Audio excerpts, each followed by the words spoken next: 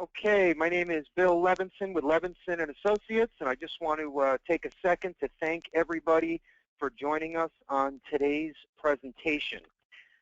This is, in my opinion, my favorite speaker in the industry is joining us today. His name is Joe Ross, and I know everybody on today's call will walk away with a few nuggets of information that will help you increase your business for the balance of 2016 and in the future. I've heard him speak on several different occasions, and he is excellent. So that's the reason why we've been marketing this to everyone as the one webinar you don't want to miss this year. I promise you it will be well worth the time spent. So I appreciate everybody for taking the time on a busy Thursday afternoon. Joining us today also is Joseph Loughran, our Marketing Vice President. We're going to run just a few slides here. We're going to talk about what's new here at Levinson and Associates, and then we're going to introduce our guest speaker.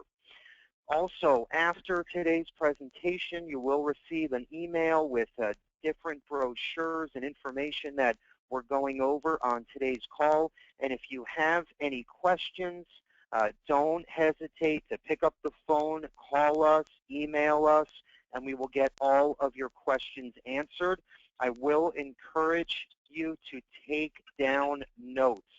Very important, because you're going to learn a lot of stuff in today's hour. So I promise you, everyone will walk away with a little something to change their business and their lives for that matter. So great stuff to come. Joe is going to talk about our brand new Levinson Kick Assets Annuity Sales Contest. So I'm going to let him take it from here, and then I have a couple slides, and then we'll introduce our guest speaker. Joe? Yeah, thanks, Bill. So real quickly before we get started, I wanted to go over, like Bill mentioned, the new Levinson Annuity Kick Asset Sales Contest. We launched this about 3.5 weeks ago. It's a brand new sales contest for all of our annuity agents.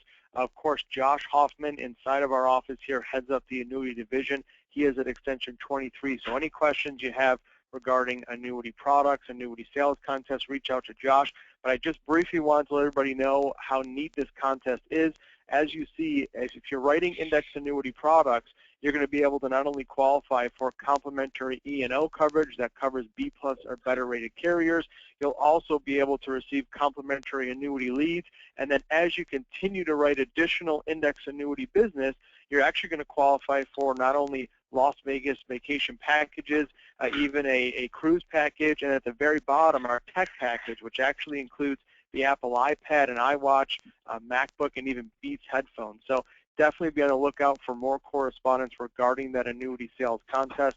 It's probably one of the neatest and coolest contests that we've put out, especially on the annuity side. So have any questions about that, reach out to Josh Hoffman.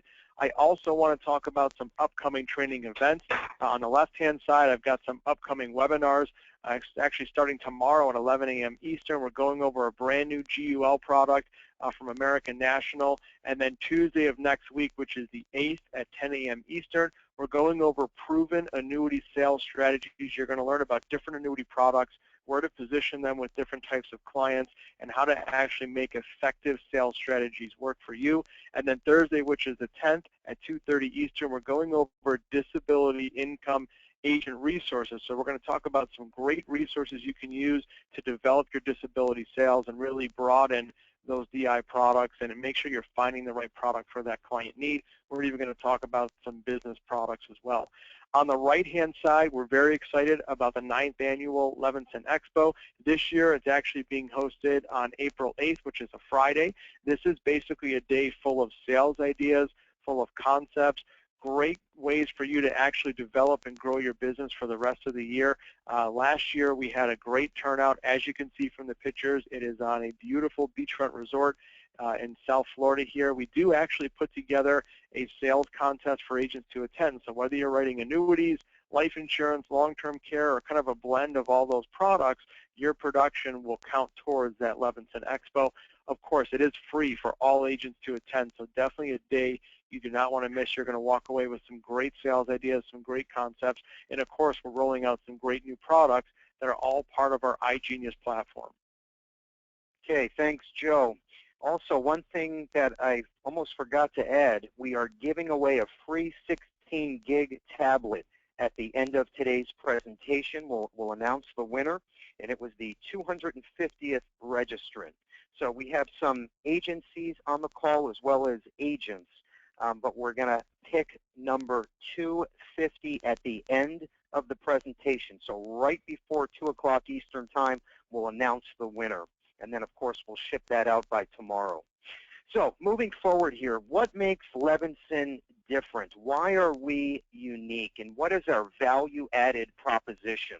And I would say that probably one of the most important things that stands out is our turnkey iGenius sales platform that's 100% complimentary to all appointed agents with us.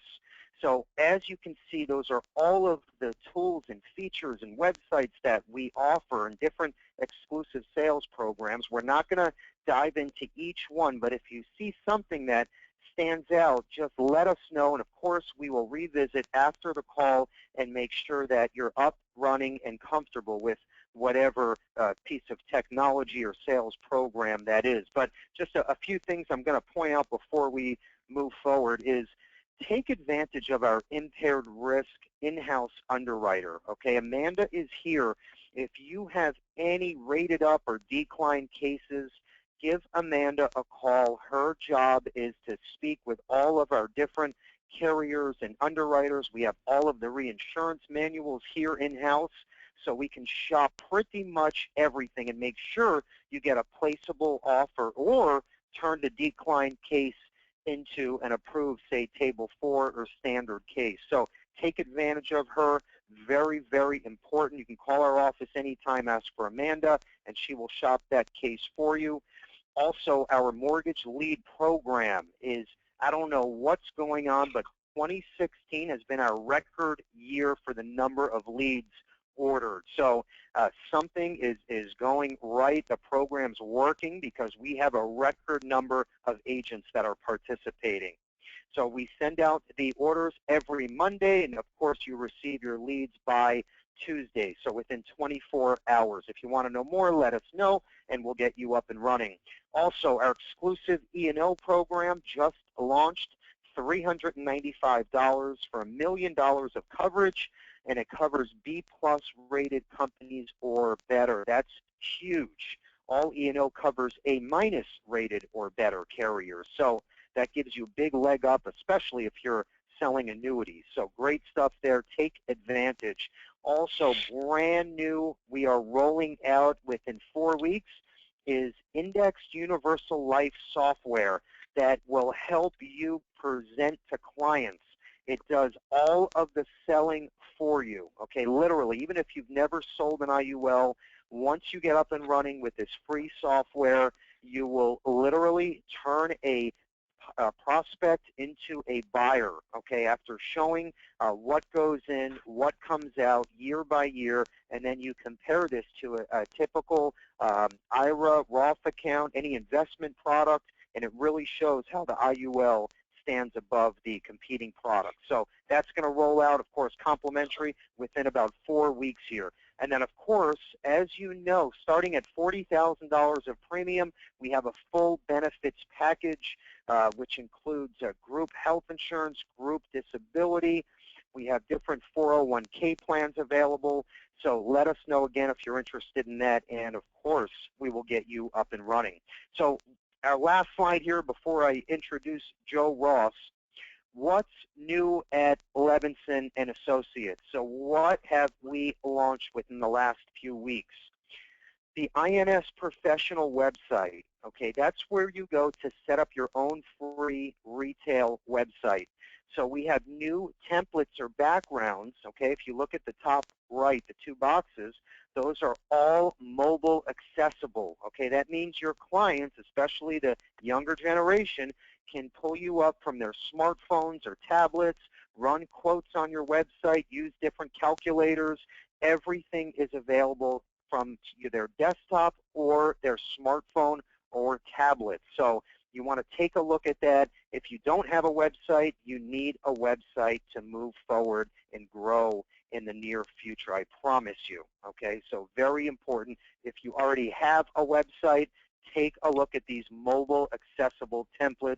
They are awesome, and of course, you can now relate to all various ages and different generations by using the new website templates. On the bottom, our new relaunched terrylevinson.com website. This is our main website where you go for everything, okay? Of course, mobile accessible. You can do everything you could dream of in the life insurance and annuity world right from our website, okay? Even signing up a client, running an underwriting assessment, pulling up an e-application, all from our website. You don't even need to pick up the phone and call us unless you want to. The best part is we are launching our mobile app version of the website. So everything you can do on terrylevinson.com, you'll be able to do from any smartphone. You'll download the app from iTunes or your Android app store, all for free.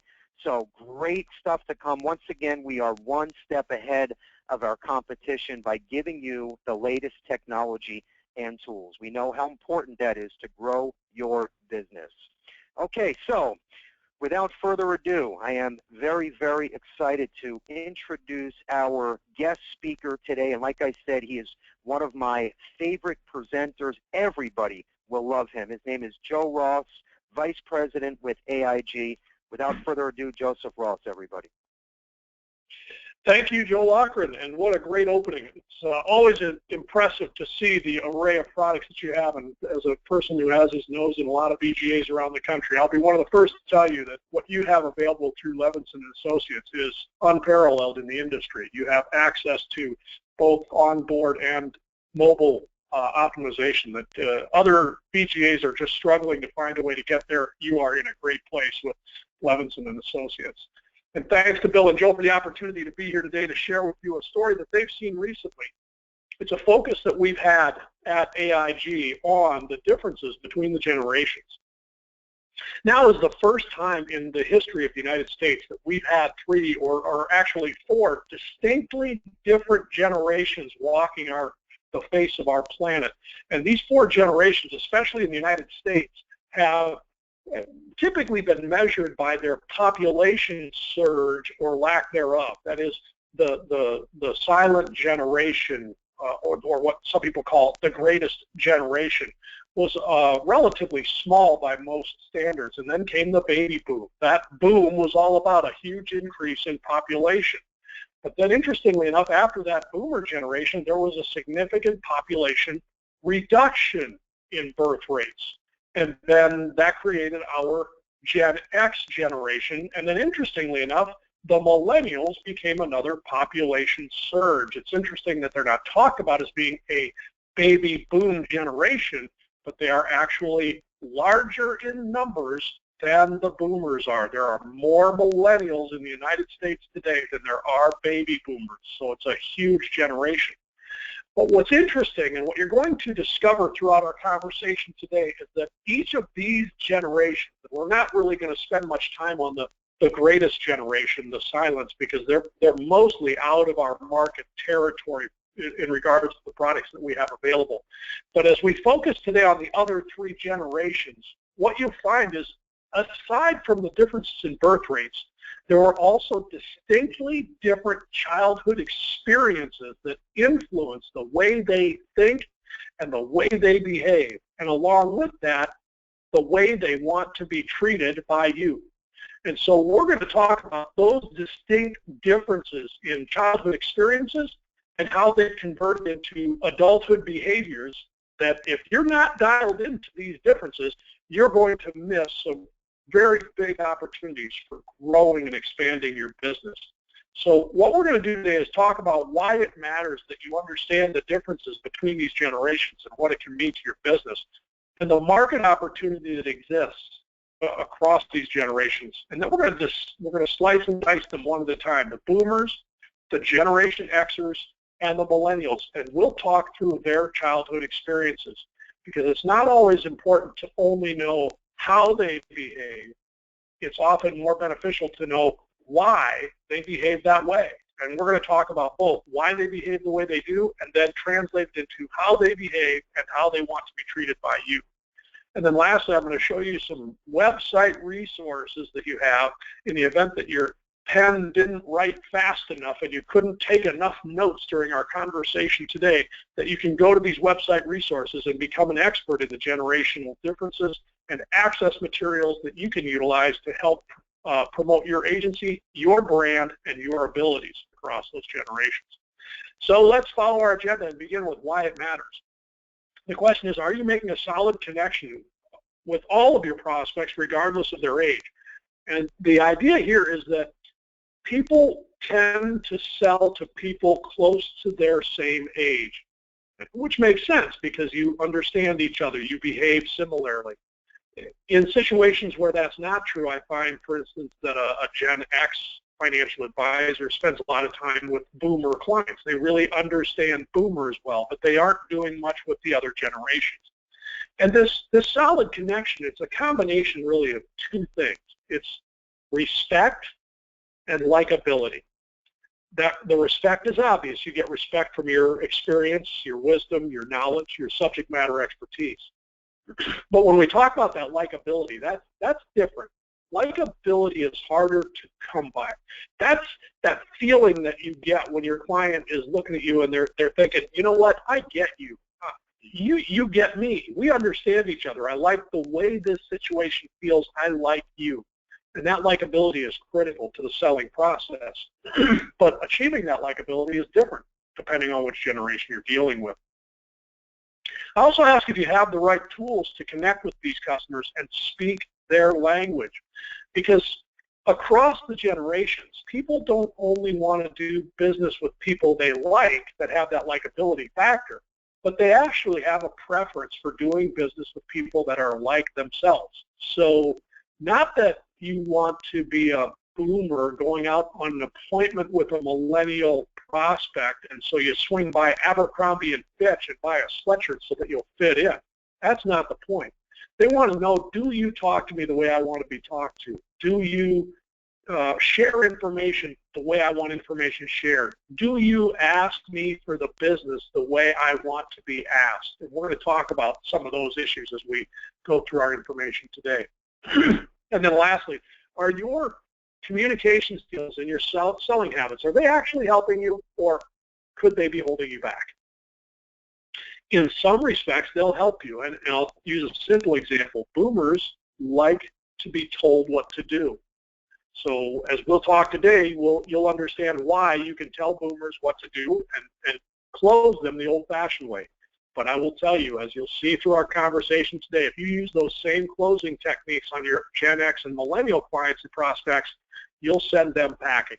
So we want to make sure that you're using the right communication and selling skills to connect. So let's begin our conversation today talking about the baby boomers, that group that's 50 to 70 years old roughly. Now what's interesting is this boomer group is half in the workforce and half out of the workforce. Half of them are retired, half of them are getting close to retirement. So it's an interesting group. The behaviors are a little bit different on the two sides of that middle age of the group. Also understand as we go through our conversation today that I will be making broad generalizations across groups of 60 to 85 million people at a time. And obviously everything doesn't apply to everyone. So these are very broad generalizations. There are lots of uniquenesses within each group. Also know that when we're talking about each of these age segments, the closer you are to the center point of your group, the more you'll exhibit the behaviors of your generation. The further you move away from the center point of the group, the more you start to share the behaviors and thought processes of the adjacent generations. So, for example, a boomer is age 51 to 69. Well, if you're a 51-year-old boomer, you actually are borrowing a lot of experiences from the Generation X crowd. So we would call you a boomer X or tweener. You're on that in-between point, and you'll have characteristics of both. So as you absorb what we're going to talk about today, understand that as you get to the older part of the boomers, they'll tend to behave more like the greatest generation. Get to the younger end, they'll tend to behave more like Generation X. So beware of that as we go through that, just this kind of caveat to our conversation. But let's talk about the experiences of these boomers and the things that have stamped their lives, that have scarred their brains and the way they think, and caused them to believe, behave, and think differently than other generations. So these baby boomers' parents were the Great Depression and World War II people, the silent generation. That generation was a very conservative group. They were conservative with their morals and behaviors. They're fiscally conservative, and they're steeped in discipline. You may know of people from that generation who would use phrases like, if you spare the rod, you'll spoil the child. So they were very disciplinarian driven. They were meant to be the superiors, children are the subordinates. Well, the boomers, they didn't like that, and they started this rebellion against that style of being raised. They didn't like the confining attributes of that raising. And so they started to rebel. And they've been rebelling their whole lives. Today, boomers are, into and approaching their retirement, yet we see the boomers that want to ride around on their Harley Davidsons because it's a big, loud motorcycle. It's evidence of their rebellion that they can be this socially unacceptable, loud people running around with their, Saturday leather on to go out with their friends and ride their loud Harleys. So that's the experiences they went through. They got scarred by Vietnam. It really affected them personally, politically, socially. They celebrated their freedom with Woodstock. They were there at the advent of the birth control pill and the sexual revolution, which that stuff now, experimenting with drugs. Their parents, this silent generation, was going crazy with this rebellion of the baby boomers, but that's what they had to deal with. You'll notice, if you think about it, that a big turning point for the boomer generation was the advent of amplified sound. Prior to the boomer generation, if you wanted to fill a room with an auditorium with music, you needed a band. Think the Glenn Miller Orchestra, for example. You needed lots of people playing together. They all had to agree on the music, and the music was largely traditionally based.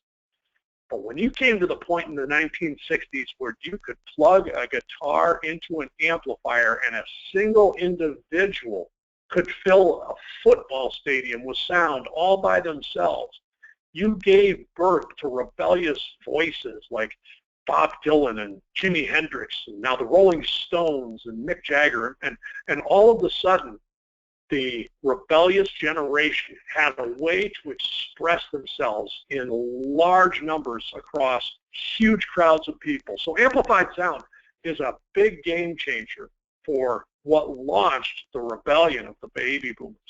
But eventually they grew up and realized it's time to go to work. Got to make a living, got to pay the bills. We started having families, and we got to pay for this stuff. So boomers became a really hard-working group, which they kind of borrowed from their prior generation. Put in a lot of hours. Baby boomers, if you talk to them, if you say to a baby boomer, hey, do you work hard? They'll say, oh, yeah, I work really hard. And you say, how do you know that? So I put in 70 hours a week. That's a kind of a boomer thinking. Boomers measure their value in the hours that they work, which is interesting because when you talk to Gen X and millennials about that boomer work ethic, they'll tell you those boomers have a serious time management problem. They just think boomers spend way too much time at work and just don't work fast enough and get things done efficiently the way Gen X and millennials are prepared to do. So they work a lot of hours. They came into the 1980s and 90s at a robust time in the economy. If one parent working made a lot of money, let's get both parents working and make even more. So both parents would work. And that came to haunt things later on. It created the generation of the dinks and yuppies. The dinks, before they had kids, they had dual incomes, no kids. Then they got married, started raising families, and it became the yuppies where they were, upwardly mobile professional people. They were making lots of money, living high on the hog. But what came to haunt them is the fact that they were just never home because they were gone working all the time, and that's going to come back in a few minutes. They are members of what we call a trophy generation, but it's not the same trophy generation we talk about today. If you're in the boomer crowd, you got a trophy because you earned it. If you didn't get first, second, or third, you got nothing. So when you talk to boomers, they're very proud of their accomplishments. I'm a spokesperson for the boomers. I'm at the younger edge of the boomers, but still in the boomers. And I'm one of 10 kids. 8 of my brothers and sisters are older than I am. They're steeped in the boomer mentality. And so when you talk about trophies, I'm a great living example of that. For those of you who remember punt, pass, and kick, you know, it's from the age of 8 to the age of 13, 6 years you can participate in punt, pass, and kick. And there I am growing up with 5 highly athletically competitive brothers of mine, all of us going through punt, pass, and kick for several years. Not a single Ross boy has a punt, pass, and kick trophy. No third place bronze trophies, no second place silver trophies, no first place gold trophies, except for me. And not only did I didn't have a bronze, didn't have a silver, I got a gold, and not only did I have one, but I got 2 of them, which you can see on the screen. So there they are, 2 first place trophies for punt, pass, and kick from back in the early 1970s. Not everybody gets one of these. Any of you who on the phone who has a punt, pass, and kick trophy knows this takes a lot of work, skill, and ability to be able to achieve that. Where do you suppose these 2 trophies are sitting right now? That's right, they're on my mantle, right here in my office where I proudly display them. That's something about the boomers. They're proud of what they've accomplished. So when you see their awards of accomplishment, see medals, see anything that provides evidence of accomplishing something significant, even something small, acknowledge that. Point that out. Tell your boomers to tell you about it, and they'll have a story like I do. I punt, pass, and kick trophies, and they're really proud to talk about it. The boomers are an optimistic crowd that wanted to change the world. They have a couple of anthems that are representative of the boomers. Like, you might remember this song, I'd like to teach the world to sing. Remember where that was from? That's right, Coca-Cola brought that one out. I want to teach the world to sing in perfect harmony. I'd like to buy the world a Coke and keep it company. This was the boomer generation starting to think, we want to change the world. We want to turn this planet into a wonderful, friendly place. We want the world to come together. Then they started their next anthem, we are the world, we are the children. This was all part of the belief system of the boomers, that they were an optimistic group. They wanted to improve things. They wanted to make the world a better place. The boomers are recognized as being the inventor of the Monday morning team meeting. Before the boomers, those really didn't exist, but boomers love meetings. They love the idea of everybody being on the same team. If you've been to one of these Monday morning meetings, you've probably heard a boomer say things like, I want to make sure we're all on the same page, that we're all pulling the rope in the same direction, that we're all singing from the same sheet of music. You may have heard phrases like that coming from the mouths of boomers that you know or that you work with. And you know, they want to get into the meeting and have everybody singing from the same sheet of music. But then when it's time to get things done, it's time to, you know, we're going to turn up the heat. We're going to burn the candle at both ends. We're going to light a fire and get this thing going. It's just, you know, that's kind of a boomer meeting. Let's start with singing, end with fire, and we'll get things done. Those of you who are boomers, you're probably chuckling under your breath because you've done some of this. Those of you who know boomers are probably thinking about, yeah, you're right about that. When you talk to boomers or watch their behaviors, they want to be young forever. So boomers are doing everything they can to preserve themselves. They're getting stents in their heart. They're getting replaced knees and hips. They're getting back surgeries. They're doing everything they can to remain active. They're typically behaving 10 or 15 years younger than they are. So don't ever tell a boomer they're old. They don't want to hear about that. They're going to be young forever. There's a lot of demands on these boomers as they're going through their lives.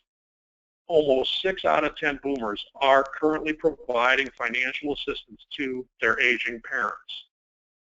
They're also doing something that's never happened before. Boomers are the first generation to go into retirement carrying a mortgage. Because when you look at the generation before them, the silent generation, that group got married in their 20s. They bought a house with a 30-year mortgage. By their mid to late 50s, the mortgage was paid off. They lived in that house their entire retirement without a mortgage payment. Today, we have boomers that are in their 50s, 60s, and even 70s that are refinancing their mortgages on 20 and 30-year mortgages that they'll be paying for their entire retirement, which is putting a real strain on retirement resources for retirees. And they haven't done a good job estimating how expensive health care is.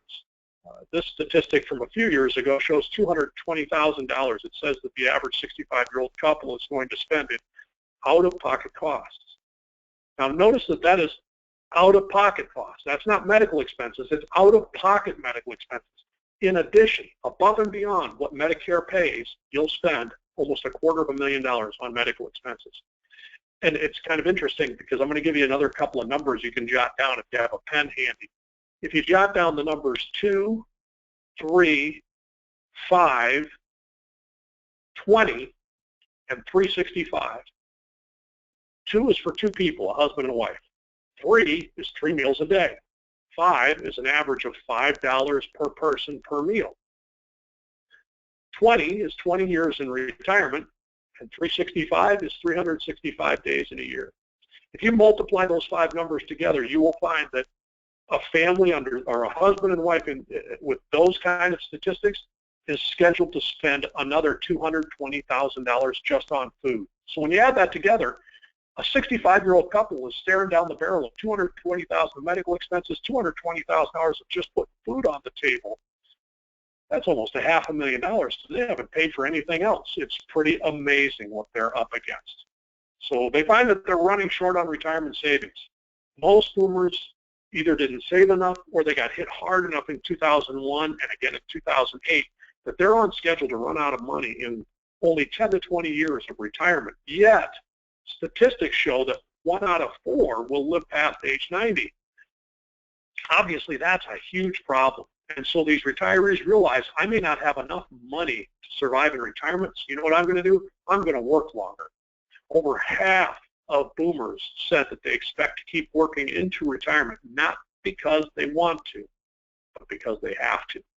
While simultaneously, over half of the boomers that were forced to stop working were forced to do so because of health concerns. They were physically unable to keep working, even though they know they need to.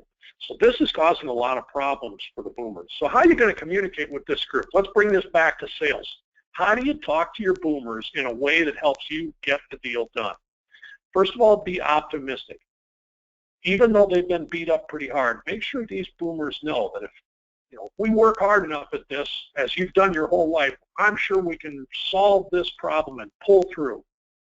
They like brand names.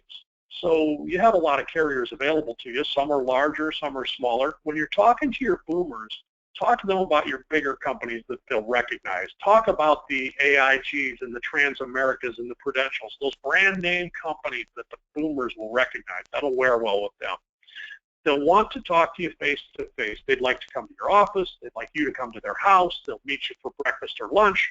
They like that face-to-face to build that trust. They feel like their lives are still spinning out of control with all of their responsibilities to their kids, their responsibilities to their parents, all the activities going on in their house. Their lives are going crazy. So help them gain control. Don't make the process too complex when you're putting them through the process of buying your product. They like this idea of teamwork, the same thing that drives the team meetings. And when you combine the sense of teamwork with the first bullet about showing optimism, you'll learn to start saying things like, you know, Mr. and Mrs. Jones, I know we're up against a tough battle here, but I'm confident that by working together as a team, we can make this happen for you. That's showing that combination of teamwork and optimism. That's the way the boomer wants to hear you talk. They like to believe their solutions are somewhat customized. They do not want to be told that they're old. And last but not least, when you're closing them, you can be direct. And we're going to talk a lot about the differences in how you close the different generations. With these boomers, they don't necessarily want to know everything. They want to know that you know everything. They want to have trust that you have the subject matter expertise. They want to have trust in you to get the job done. So make sure that you build that trust. Once you build that trust, the boomers will be more than happy to work with you. And then you can tell them, okay, Mr. and Mrs. Jones, in order to get this plan into action, here's what we need to do. And then go forward and put that plan into place, and they'll be ready to work with you. Okay. Put you on, apologize for this, but I need to put you on hold for just 1 second.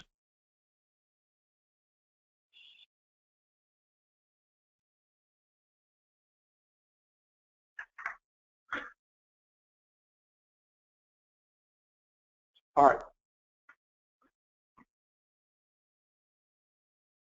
Sorry about that.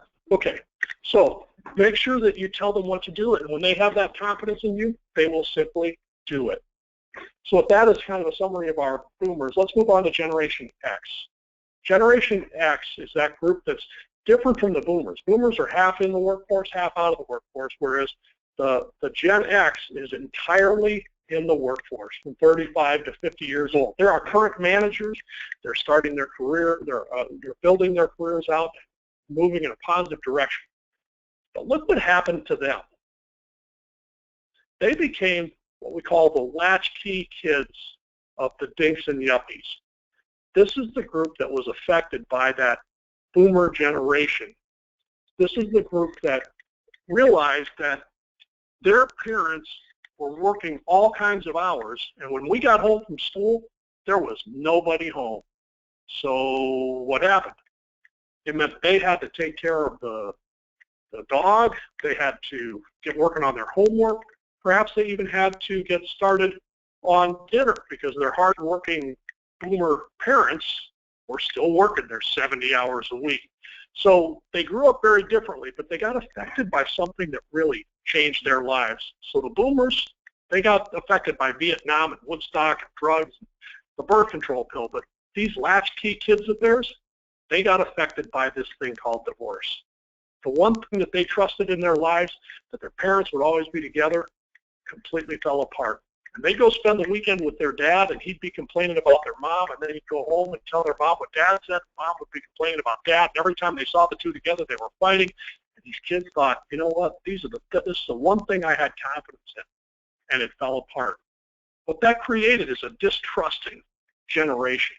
So what you generally find across a lot of Gen X is that they're a very skeptical, very cynical group that doesn't really trust that things are going to happen the way you say they're going to happen. Their parents doted on them a lot. So their parents working their 60 or 70 hours a week were never home, and to show their affection, they showered their kids with great vacations, beautiful homes, lots of the gifts and things that were the pleasures in life to try to make up for the time that they weren't able to spend with them. And what that created is a situation where parents became their children's friends. Now, if you're a boomer, you probably weren't a friend with your mom and dad. You may have gotten along, but it's a different thing to be their friend.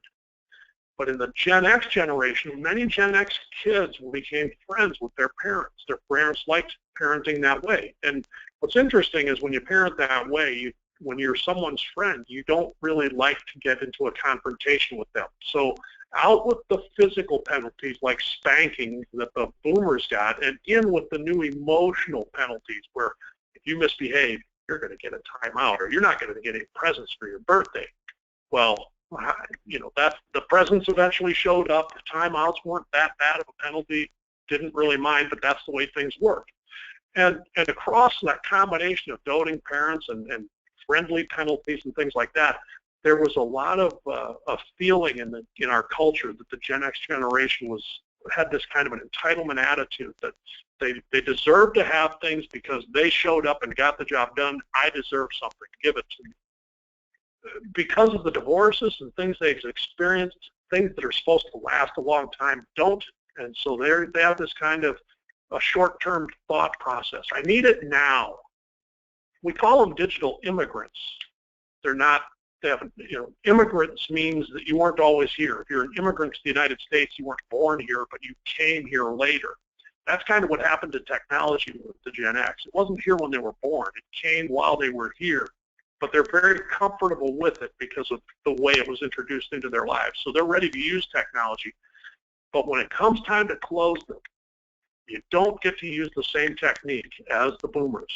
So with the boomers, you tell them, hey, let's put this plan in force, and in order to do that, we need to take this step, and this step. And the boomers will say, okay, let's do it. If you push a Gen X to close, they will immediately grow concerned that you're pushing them because you're trying to hide something. And if you can get the deal closed before they figure out what it is, you win and they lose. So if you push a Gen X to close, you will push them out the door. They will, their distrust in you will immediately surface, and they'll be looking the other direction. So when you take a look at what's haunting them as they go forward, they're 35 to 50 years old, they're starting to realize that they're going to need a lot of money for retirement. Statistics are showing around 16 times their final salary.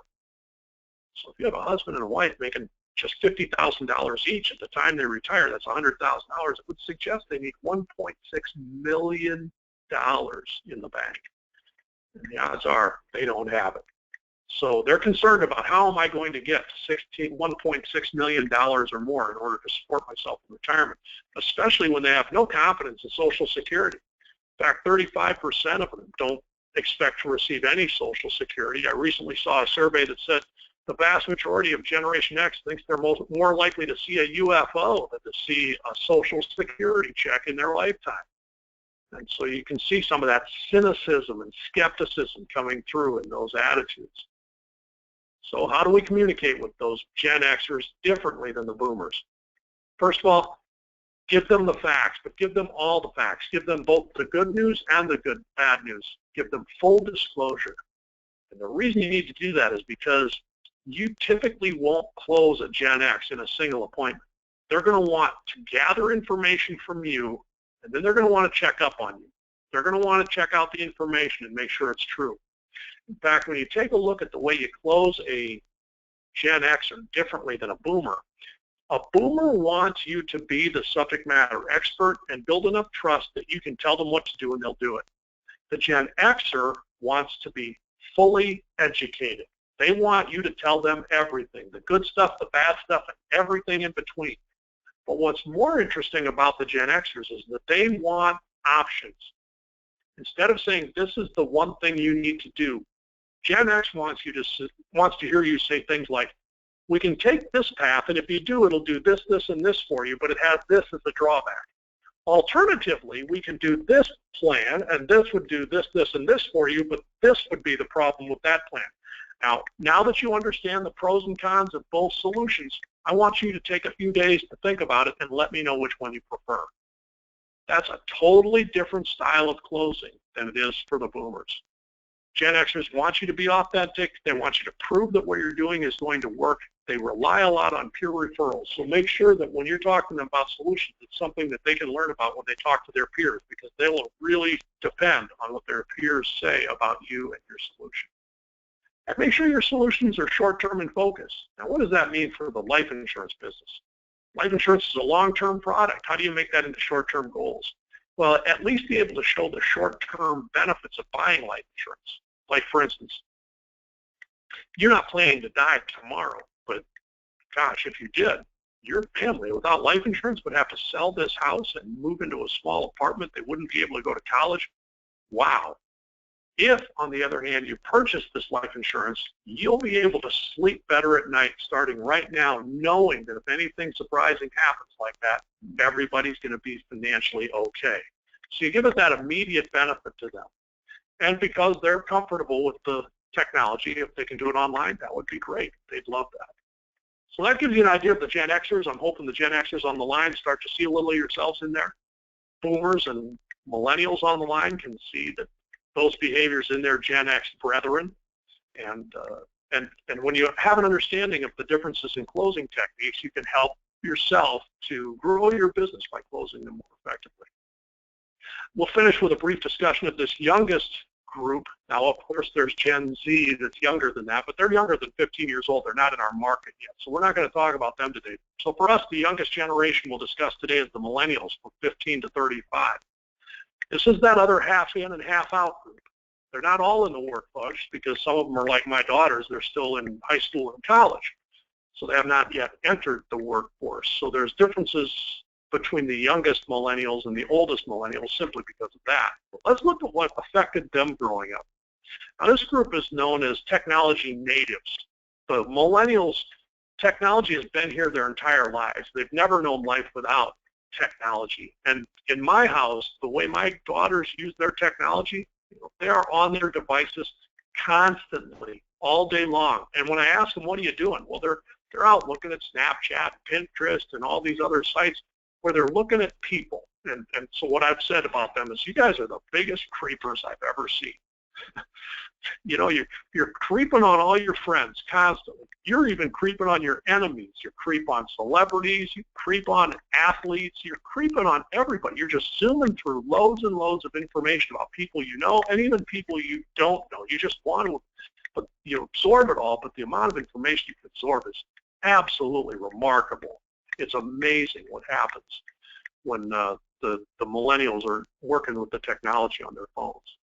As a generation, they've been highly praised and programmed. They've always been told they're special. They started the soccer moms that chase them everywhere. You know, when I was a kid, my parents wanted to see me out of the house after breakfast, and they didn't care where I was as long as I showed up for dinner. I'm sure the boomers on the line can appreciate some of that same thing in their childhood. But by the time these millennials came around, the world's not as safe as it used to be. So their moms hovered over them and took them everywhere. They became the soccer mom. You know, everybody gets a trophy, like the commercial you see on television today where the guy and his son are walking back to the car and his son's team won the championship. They took first place in the championship. They're the best of the best. And his son gets a participation trophy. That's kind of emblematic of the new generation. Nobody wins, nobody loses, everybody's the same. And they're all treated as though they're special. So, you know, they're brought up to believe that you can do whatever you want to do, pursue your dreams, do what you like, and it'll reward you in the long run. When you look at the way millennials were educated, you can see some of the differences in their behaviors. Millennials didn't sit in rows like I did growing up in elementary school, where all I could see was the back of the head of the person in front of me. Millennials were brought up in school on small teams, and they were taught to solve problems as teams. So they grew up learning how to work together as a team, and what that's created is something we call a herd mentality. They like to do things in groups because that's the way they've been taught to do it. Solve problems in groups. They like to go shopping in groups. They like to do things in groups. This is something that you need to think about as a financial advisor or life insurance agent as well, because not only do they want to do things in groups when they're doing fun things, but when they're making important decisions, they want their friends involved too. They don't want to go to breakfast with you or lunch with you. But if you said to a millennial, hey, would you like to bring a couple of your friends to lunch and learn about some financial strategies? Well, if I can bring my friends, that's different, because that herd mentality kicks in. So you'd be more likely to get groups of millennials to come to your meetings than any individual millennials. So have that in mind. They're very well educated and diverse, and this is important. When you look at the composition of the generations, only 1 out of every 10 of the silent generation, only 1 out of 10 of them was a minority. 50% of the millennials are minorities. They're very comfortable with minorities, and as a result, they have new and different social tolerances that never existed before. The millennials are very comfortable with mixed race relationships. They're very comfortable with same-sex relationships. They're very comfortable with unmarried parents. Their social consciousness is big. They want the world to be a better place. They think green. They want to preserve our ecology. They're comfortable with things like marijuana legalization. And I bring these things up because if you're not in the millennial generation, but you're dealing with millennial prospects and clients, you need to put your prejudices aside. If you're not comfortable with marijuana legalization, you better get over it, because the millennials are comfortable with it. If you're not comfortable with mixed race relationships, get there, because the millennials are very comfortable with that. So just understand, they're very smart, they're very tolerant, they're very socially aware, they want good things, but they just believe in people as people. They don't. The lines between the different ethnicities have been dramatically blurred by the millennials. They don't really see those lines. And so they're often considered to be an ambitious and directionless group. It means that they have high ambitions, they want to accomplish a lot, but they don't exactly know how they're going to go about it. An example of that I've heard recently was a fellow who says that his 17-year-old daughter, when she gets out of college, she thinks she either wants to be a surgeon or run a bakery.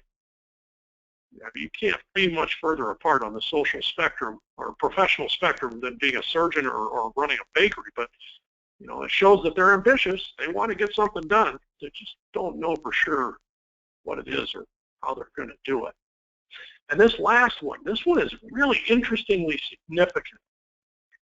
It really came up when I took my oldest daughter to start college about 8 months ago, and they had a parent orientation session, and they asked the parents in the room. There was about 150 of us. And they said, okay, parents in the room, how many of you shared a bedroom with a brother or a sister growing up? Almost every hand in the room went up. And then they said, of the children you're bringing to us to start their college education, how many of them shared a bedroom growing up? And almost every hand in the room went down. And they said, this is one of the biggest issues confronting college freshmen today. Because when they don't grow up sharing a bedroom, they don't have to deal with conflict. They don't learn the social skills that are necessary for two people to get along living in the same space. They don't know really what it means to have to patch up your differences before bed at night so that you could be comfortable being in the same room again. And so now they come to college and they're roommates with 1 or 2 or 3 people they've never met before. And you know, your child wants to go to bed early and get up early, where one of their roommates likes to stay up late and listen to music and sleep in the morning. Well, your kid can't get up and turn on the lights in the morning because they're still sleeping. It causes these problems. The kids call home and say, I'm homesick. Well, they're not really homesick. They're just going crazy because they're not used to this conflict and they don't know how to deal with it. In fact, it's that conflict aversion in the millennial generation that is making millennials one of the most difficult groups of managers we've ever had, because they don't like conflict. So the old world days of having your boss with an open door policy and you can come in and talk to him anytime you want, millennials don't prefer that. They don't like that direct face-to-face conflict. In fact, the joke running around is that the millennial manager, if they see somebody doing something wrong or misbehaving or not getting their job done out in their cubicle, they're more likely to sit in their office with the door closed and send that employee a text and tell them to clean up their act than they are to call them in and have a conversation. They just don't like that conflict. Now that conflict is going to come back in a minute when we talk about closing millennials. It's very different, and it's a lot to do with conflict avoidance. So your millennials want you to, things in their world happen fast, and they need your stuff to happen fast. If there are things that go slowly, make sure that's outside of their view when it happens so that they don't have to deal with it. Make the fast stuff show up in front of them.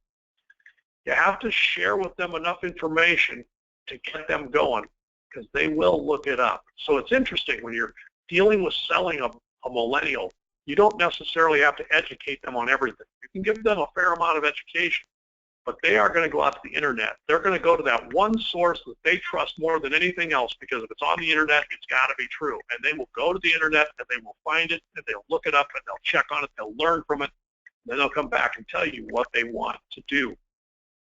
They want you to be yourself, so be authentic. Don't try to behave differently, but do the things that help you connect. Show how your solution can provide them with instant gratification, like the fact that a life insurance policy will help you sleep better at night starting tonight, because you'll be more comfortable knowing that if anything goes wrong, your family's taken care of. If you have any tchotchkes or giveaways, the millennials enjoy getting those during the process. They're going to want to go high tech, but they don't want you to push them for a close. So, when you're talking to these millennials, let's kind of benchmark the 3 different closes. Boomers, show them that you know your stuff, prove your credentials, and earn their trust, and then tell them what you need to do. Gen X, teach them as much as you can. They want to know everything, and then show them 2 or 3 alternative approaches. Explain the pros and cons of each. Send them off to think about it. They'll come back to you with a decision on which one they like best.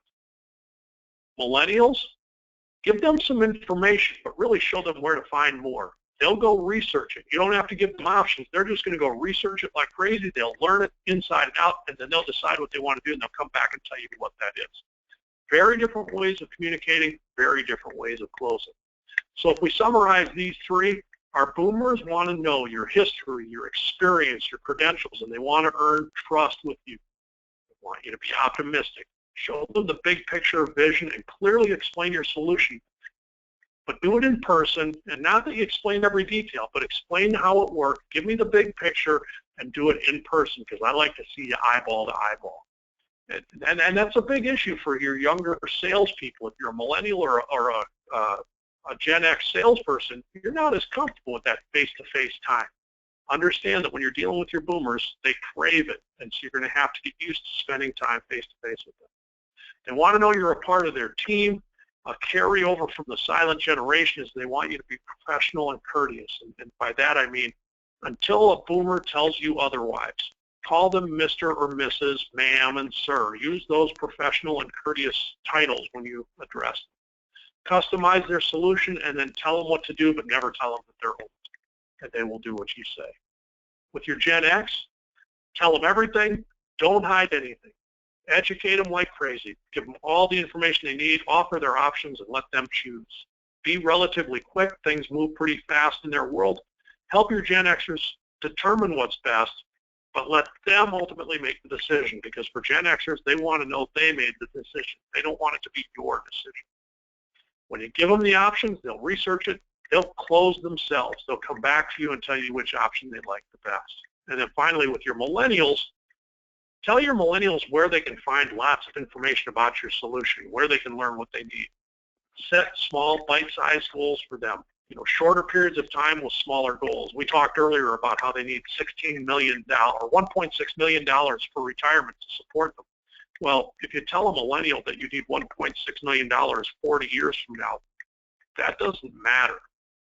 But if you can say to them, hey, we've got $10,000 in your 401k, let's see if we can get that to $50,000 in 4 years.